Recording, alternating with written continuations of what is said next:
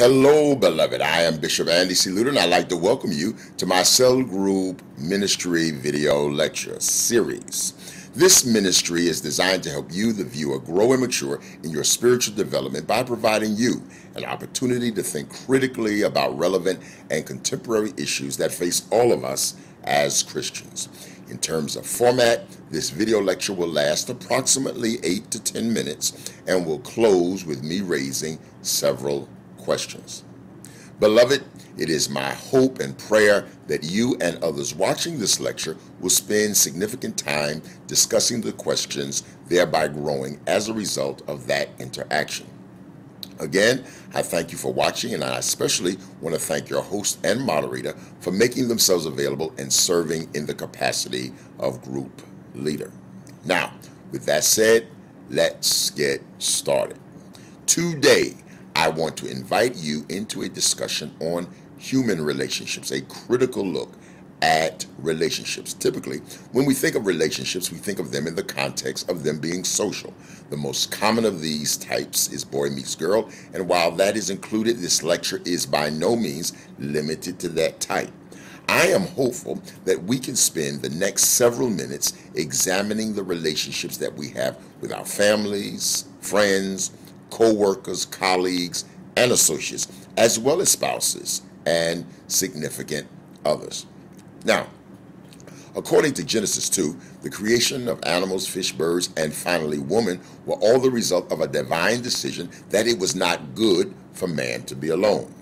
Consider the following passage from the book of Genesis. And the man gave names to all the cattle and to the birds of the heaven and every beast of the field. But for man, there was not found a help meet for him. Now, as we all know, this passage is followed by God creating Eve so that man could multiply, but perhaps more importantly, not have to live life alone. The first matter that we need to consider is that ultimately all of our relationships, whether they be personal or professional, is aimed at defending us from having to be alone. It is that gate against loneliness that all relationships should be measured and judged. As man multiplied, human relationships became more complex. What started out as a simple family unit eventually blossomed into a village life, town life, and finally city life. Beyond cities came states, nations, and empires to be grown and protected and warred against.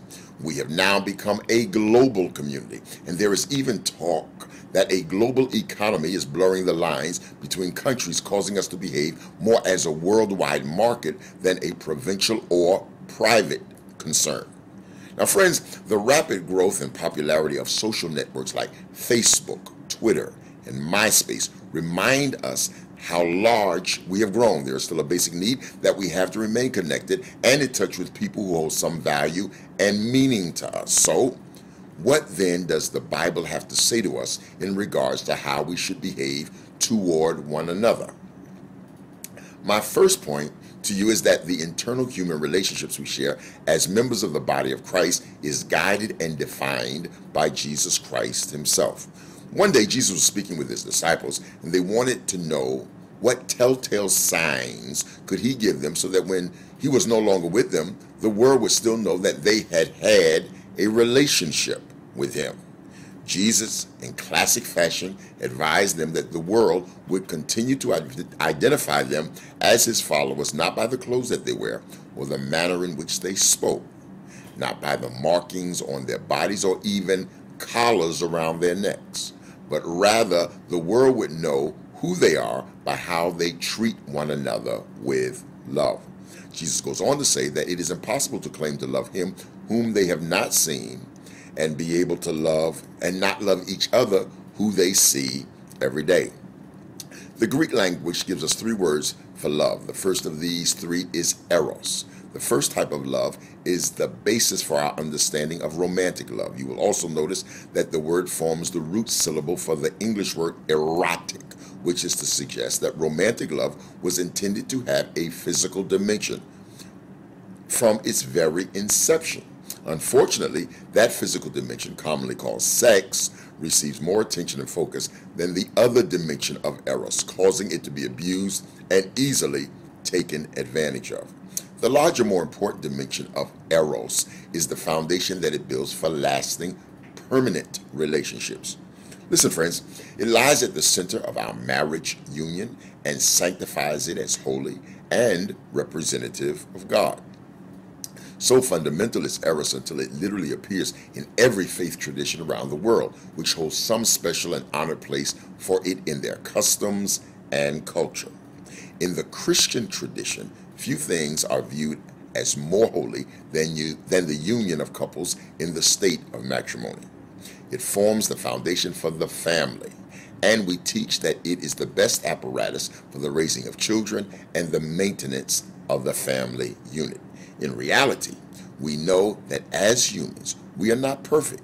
We therefore recognize that sometimes our eros relationships are not perfect either. In some instances, it is necessary for people to part, but we encourage reconciliation wherever possible, but pray that people are able to move on with their lives and continue to be civil despite the dysfunction of their domestic arrangement. Let me be more specific here. Eros originates in the heart, and if in the heart is where it starts, it has a greater chance of survival than if it starts in the mind or in the eyes of physical attraction. As a faith tradition, we encourage people to take their time and move cautiously when exploring eros relationships. The old slogan, haste makes waste, is a proven axiom of truth in this area. One of my favorite stories in all of the Bible is the story of Ruth. In the third book of history, in the pages of the Old Testament, there is a story told of a widow and her daughter-in-law who returned to Bethlehem after years of being in Moab. The mother figure, Naomi, is alone with her daughter-in-law Ruth, and the two are forced to fend for themselves in the absence of a man in their lives to cover and protect them. In the end, Ruth is wed to Boaz, a prominent figure in Bethlehem, and the two of them produce the family tree that leads to David the king and eventually Jesus Christ. What is so appealing in the story of Ruth is that Ruth does not pursue, plot, nor scheme to make Boaz her husband. She patiently waits, and God rewards her patience with blessings beyond her wildest dreams. Remember, beloved, those things that are launched with conspiracy and deceit will end up with the same things that got them started in the first place.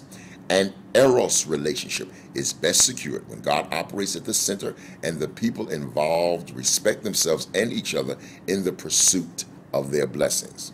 Now, friends, that completes my discussion on this particular topic, and I pray that some of what has been said proves to be of value to you until I can get to you next time with part 2. Once I close this session, you will enter into conversation with one another and respond to what you have just heard and seen. I would like you to consider the following questions as you begin your discussion. Number 1, why do you think that God placed love, eros, at the center of all our relationships with each other and with Him? 2, what can the church do to encourage people to be more loving in their marriages, social relationships, and family relationships? Number 3, what can you personally do to improve your relationships with your loved ones, family, and friends? Okay, beloved, that takes up just about all of my time. I want to thank you for yours. I'll be continuing this lesson next time with part 2. Until next time, this is Bishop Andy Luter saying be kind to yourself and to each other.